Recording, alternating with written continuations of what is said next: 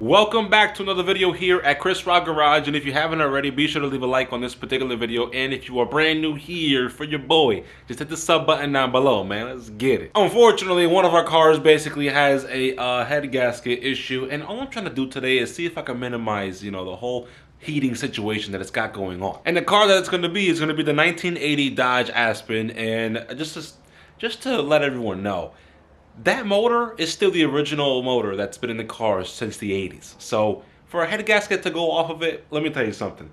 That's quality. Are you out of your mind? But when it comes to the issue of the overheating, honestly, the car is able to cool itself and do its thing, right? Even with this head gasket issue. But the problem that I end up facing is that, take this needle out. So won't be able to do it right now, but ideally, I drive the car, I run it, I do what I need to do, I can go about errands, and then I shut the car off because I'm done with particular errands. But then what happens is, once I turn the car back on, is that the needle, and I got the wrong needle here, wow. So not the needle for the gas, the needle for the coolant will tend to spike all the way to where pretty much it's overheating. So, this in my opinion, could be resulting to a thermostat. And the diagnosis of this whole thing of the thermostat, me stating that that's exactly what it is, it's going to be because, ironically, when I got the thermostat changed, number one, I was told that the thermostat was positioned the opposite way, and I never had the issue beforehand. So I'm putting a 180-degree thermostat onto the car, and then what we're going to do is pretty much run the car for a little bit, let it go to the operating temperature it needs to,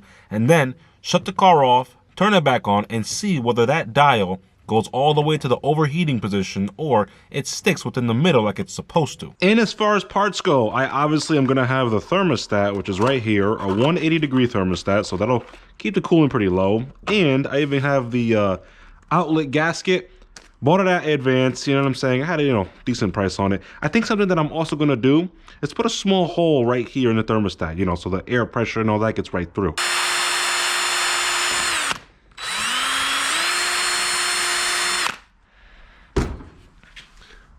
That's good enough. Yeah. All right. So we need those little partes for there. Yeah, our thermostat's going to be within this housing right here. So it's just, clamp, 2 bolts, remove it, and the bolts are visible. So I mean, I shouldn't have an issue. You know what I'm saying? How's the coolant? Because that's got to be like empty. Great.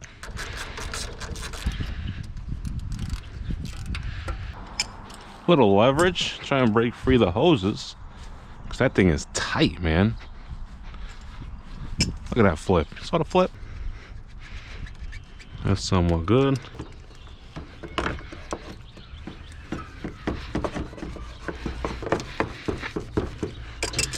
Broke that free. Yeah, it's dry. That's bad. Get this puppy out. There's that. Yo, bro. The freak. Now, the fun part. Okay. It all came right out. Right now, dude. That was actually simple. Nuts. Yo. What kind of gasket is this? So here's what we got going on. And the thermostat, it was in the right way. So mechanic was telling the truth. It was probably reversed. What I don't understand is, why is it doing what it's doing now? Which does not make sense to me, unless it just has this head gasket issue, or it had it from the start, and that thermostat swapped over was preventing it. I don't know. I really don't have a definite answer. But I will say, I got a plastic scraper, so we're going to remove the old head gasket. Well, not the old head gasket. We're going to remove the old outlet gasket for the thermostat, because it needed it anyway. So that's going to be somewhat decent. And then once it's removed, we'll put the new one on, put the new thermostat, which is the 180-degree. Run it and see what happens. I truly don't know. This is weird. This is very weird. And not only are we gonna, remove it with the gasket or remove it with the plastic scraper, we're gonna remove the gasket some more with, some wire wheelage, because that's necessary. It really is, honestly. I don't know what you guys think, but get it as clean as you can, man.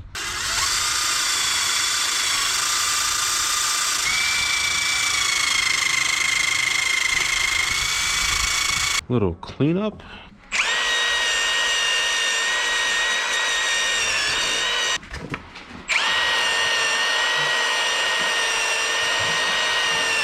So we got the mating surface already cleaned up. Now we need to get this housing itself cleaned up real quick, and then we can throw everything back together.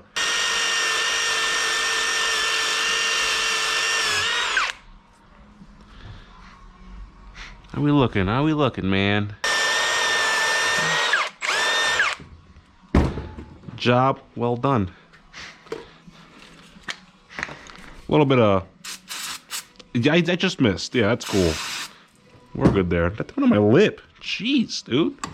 Just swallowed some brake cleaner. Nice. Gasket. Nice and new.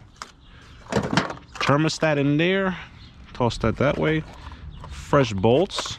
Fresh housing. Just, it's gonna mate just nicely.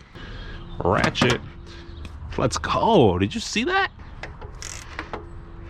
We got our hose here, our bypass. And, you know, if I'm being honest, guys, I should definitely get a new one. But I don't have a new one. So, this will do.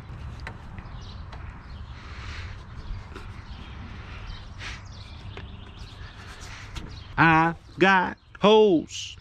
I got hoes in Different area codes. Area. Sorry. Now, throw some coolant, start her up, hope for the best. Oh, vacuum line. Just about that much. It's good for me.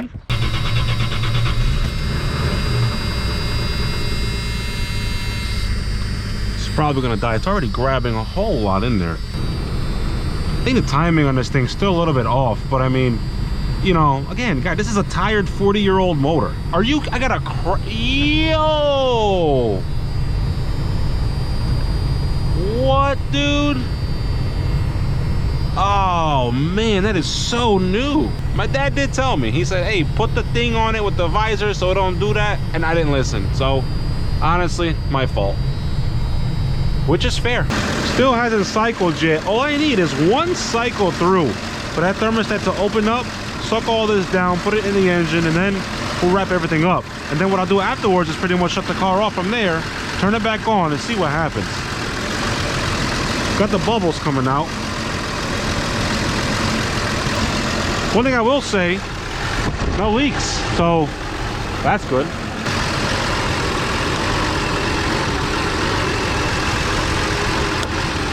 Okay, so the car's been on for God knows, half hour, 20 minutes, maybe extra. So we're gonna shut it down real quickly and let it sit here just for a little bit, and then see when we turn it back on if the, you know, the line, our indicator for our cooling is okay. It doesn't try to overheat like crazy. I'm hoping for the best. And now that I think about it, since there's loads of pressure kind of built up in the engine now, let's just check for leaks, and that is still very nice and hot.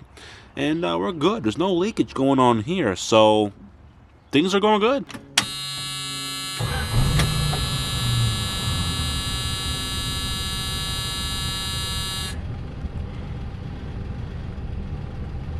Okay, hold on a second. Hold on a second. Wait a minute. Okay, I'm actually really happy with this result. Hold on a sec. So you saw the needle or the indicator go on the rise. Now, usually, that rise is actually absolutely terrible. And it goes all the way to, you know, hot. Nowhere near cold. So, you know, this might have worked. And now the car is back to its operating temperature. So now I'm curious if that thermostat, just the one that we had before, was just no good and it wasn't doing the correct job. Now there is one more test that I have left. And that test is going to be shutting the car off one more time. And then 15 minutes later, seeing where the indicator lands. So we're going to do that right now. Car's off. Now let's give it 15 minutes and see what happens. All right, so we got one more shot at this, man. We're going to see if this doesn't go all the way to overheating again. Smell a little bit of coolant. We're not going to worry about that. All right, checking the coolant. Key in.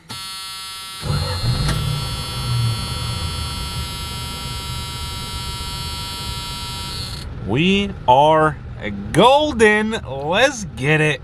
So I'm actually really stoked. I'm really excited because that's exactly what I've been looking for the past, like, I don't know, 6 months. That's why I left the car here.